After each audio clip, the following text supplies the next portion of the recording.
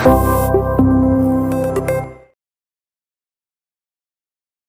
perlu kita tahu tentang hordeolum ini banyak pendapat ya, pendapat di masyarakat. Oh, kalau misalnya sering ngintip nanti akan timbul bintitan. Kenapa sih ini sebenarnya fakta atau mitos? Jadi jawabannya ternyata nggak ada hubungannya ya, tidak ada hubungan sama sekali sebab akibat antara suka ngintip atau merasa tak suka ngintip terus akan timbul bintitan. Itu ternyata mitos. Nah, kemudian bintitan atau yang kita kenal dengan hordeolum ini sebenarnya penyakit apa sih? Kemudian apa saja faktor pencetusnya? Bagaimanakah tanda dan gejalanya? Bagaimanakah pengobatannya dan anjurannya bagaimana sih biar tidak terjadi hordeolum? Nah, ini dia. Jadi hordeolum itu nama lainnya ada bintitan atau timbilen. Kalau bahasa orang Jawa ada juga yang menyebut timbilen. Nah, sebenarnya hordeolum atau timbilen atau bintitan itu adalah infeksi atau peradangan pada kelenjar minyak. Kelenjar minyak yang letaknya ada di sepanjang tepi kelopak mata, di bagian atas dan kelopak mata bawah.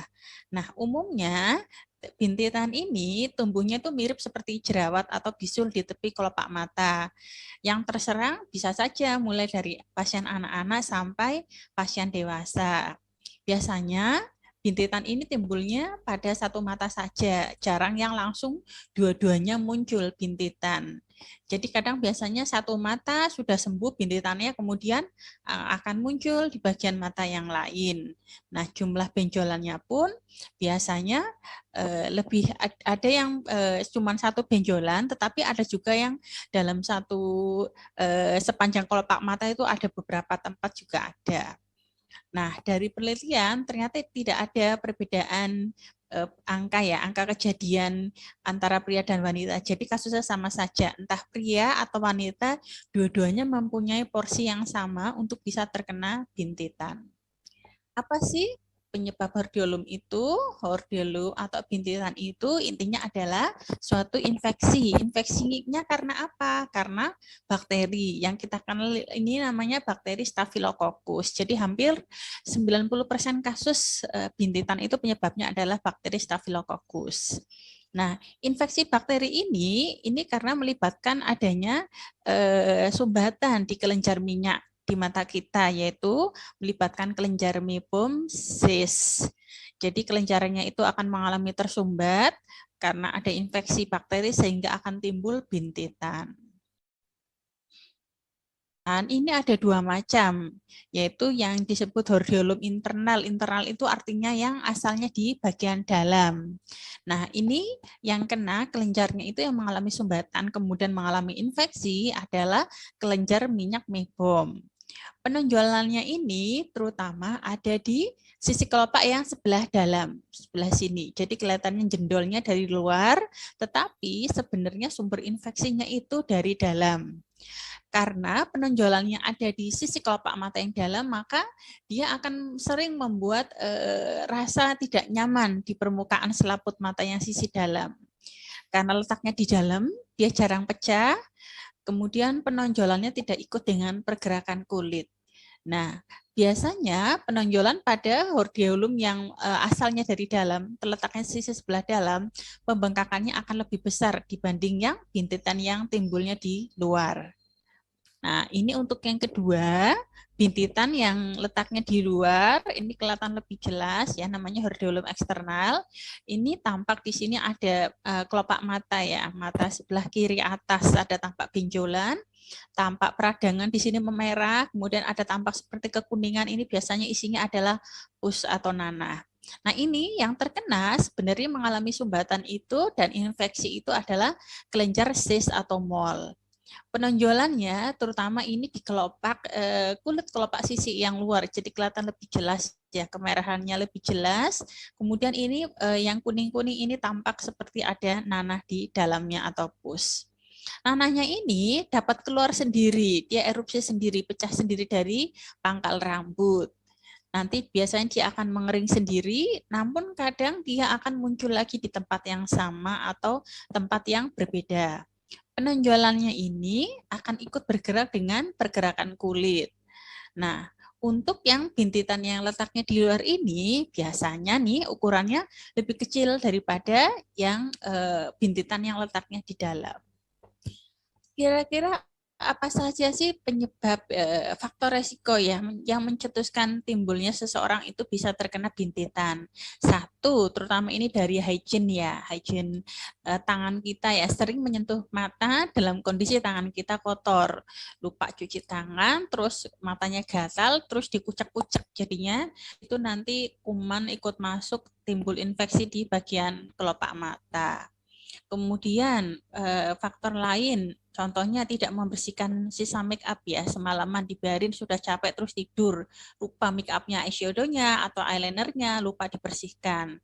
Atau menggunakan kosmetik yang sudah kedaluarsa, ini juga bahaya, beresiko timbul infeksi. Kemudian menggunakan lensa kontak tanpa mencuci tangan atau tanpa disinfektan. Atau pada kondisi mata yang sudah mengalami blefaritis, ini cenderung akan lebih mudah terjadi bintitan. Blefaritis itu sendiri adalah peradangan kronis di sekitar batas kelopak mata. Atau mungkin pada pasien yang mempunyai penyakit namanya penyakit rosacea di sekitar mata. Rosacea ini adalah gangguan kulit yang memiliki gejala kemerahan. Pasien yang mengalami penyakit rosacea ini akan lebih berisiko timbulnya bintitan. Atau mungkin penggunaan handuk bersama-sama dengan anggota keluarga yang anggota keluarga yang lain itu sedang mengalami bintitan, jadi nanti akan terjadi infeksi silang. Atau penyebab lain yaitu stres dan nutrisi gizi yang buruk. Tanda gejalanya tadi sudah kelihatan ya kalau dari gambar ya. Di sini benjolannya tampak warna kemerahan, bengkak di sekitar kelopak mata. Kemudian timbul rasa nyeri dan di kelopak mata dan nyeri pada pangkal bulu mata jika ditekan. Kadang karena saking bengkaknya, maka akan timbul pseudoptosis atau ptosis, yaitu kelopak matanya turun karena ada pembengkakan. Kemudian karena terjadi benjolan, maka akan timbul rasa tidak nyaman di mata. Rasa enggak nyamannya terutama saat berkedip dan ada sensasi terbakar pada kelopak mata. Bengkak, eritem, kemerahan, kemudian bisa tampak adanya gambaran abses kecil yang isinya pus atau nanah yang bisa pecah dengan sendirinya. Kadangkala keluhan ini diiringi dengan keluhan mata berair dan peka terhadap sinar. Bagaimanakah untuk pengobatannya? Sebenarnya bintitan ini umumnya akan bisa sembuh dalam waktu 1-2 minggu akan diserap sendiri. Tetapi pada kenyataannya banyak kasus yang memang sudah perlu intervensi ya, diberikan obat salep ataupun obat minum. Untuk kasus bintitan bisa sebelumnya dilakukan dikompres hangat sekitar 10-15 menit 3-4 kali sehari. Bisa menggunakan obat anti nyeri ya untuk mengurangi rasa tidak nyaman, bisa memakai acetaminophen contohnya paracetamol atau ibuprofen atau asam nefenamat atau natrium diklofenak. Kemudian untuk pengobatannya menggunakan antibiotik oles dalam hal ini bisa dari gentamisin, neomisin, polimiksin, asam pesidat dan lain-lain. Nah, untuk penggunaan obat minum antibiotik oral hanya digunakan jika ternyata hordeolumnya itu tidak memberikan perubahan saat diberikan antibiotik yang topikal. Pilihan antibiotiknya ada beberapa macam di sini, diberikan 2 kali sehari dan harus dengan menggunakan resep dokter. Kapan sih ini kira-kira kalau hordeolumnya sudah besar, kapan sih harus dilakukan pembedahan? Apakah semua hordeolum harus dibedah atau hanya cukup dengan obat saja? Ternyata jika hordeolumnya atau bintitannya tidak respon dengan obat-obatan antibiotik atau topikal dan oral yang diminum selama 2-4 minggu, maka pilihan terakhirnya adalah dibedah ya, dikeluarkan isinya. Atau kondisi hordeolumnya ternyata pas datang sudah besar dan memang sudah butuh tindakan pembedahan, atau kondisi hordeolumnya sudah ada tanda-tanda abses yang tadi pembengkakan merah tampak seperti ada nanah di dalamnya. Nah, komplikasi hordeolum itu sendiri bisa timbul sampai selulitis palpebra. Biasanya hordeolum yang timbulnya berulang itu karena faktor dari kebersihan di area mata. Faktor lainnya bisa karena faktor alergi, biasanya karena sering menggosok mata. Menggosok matanya ini karena faktor alerginya ya. Jadi alerginya bisa berasal dari telur, konsumsi telur, protein tinggi, dari konsumsi dari seperti bebek, ayam, dan lain-lain. Yang perlu diwaspadai adalah jika ternyata pasien tersebut saat pemeriksaan tidak ada riwayat alergi, tapi kok hordeolumnya timbulnya berulang, nah itu patut dicurigai adanya tanda-tanda keganasan dan ini harus diperiksa lebih lanjut oleh dokter. Anjurannya tentu saja hindari kucek-kucek atau menekan hordeolum. Jangan memencet hordeolum, biarkan hordeolumnya pecah dengan sendirinya, kemudian dibersihkan dengan kasa steril ketika ada keluar nanah atau cairan dari hordeolumnya. Tutup mata saat membersihkan hordeolum. Kemudian untuk sementara stop pemakaian make up pada mata atau eyeliner atau eyeshadow atau alis itu di stop dulu ya. Kemudian lepaskan lensa kontak atau kontak lens mata saat selama pengobatan hordeolum.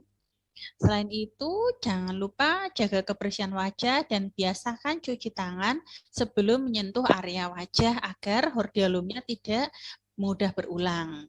Usap kelopak mata dengan wastafel hangat untuk membersihkan produk keluaran ya dari kelenjar leman lupa, peralatan make up-nya juga harus dijaga kebersihannya dan menggunakan kacamata pelindung jika bepergian ke daerah yang berdebu. Oke, sepertinya itu ya materi yang bisa saya berikan. Semoga bermanfaat. Silakan jika ada hal-hal yang ingin ditanyakan.